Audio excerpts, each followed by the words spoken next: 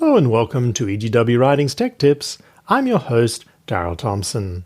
Thank you for joining us in another of our series on learning how to use the EGW Writings 2 app on your iPhone.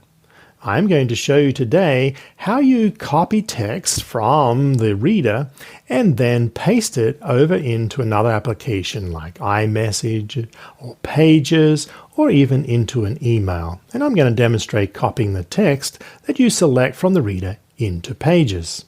Now, if you see in front of me here, I have opened up the EGW Writings 2 app, and I'm going to go ahead and just quickly click on History so I can go back into the last book that I was looking here, which was Acts of the Apostles.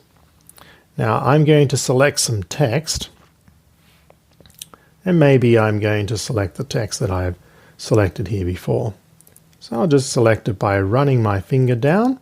I just hold the text down for about half a second. Once you see, I'll just pop it out here. Once you see the little tiny bubble pop up, you know then you can actually slide to do a copy. Now to copy the text, it's the double page icon here. See, like two pages on top of each other? You just click on that and it says text copied. Now once the text is copied, you can slide to the Pages app, and then all you need to do is tap in here, and then you can long click and click paste, and there it is. It's pasted directly there into the Pages app. And you can do the same in iMessage, or you can do the same in sending an email. All right, well, there's the quick little tip on how to copy and paste text within another application. Thanks for joining us now. Have a nice day.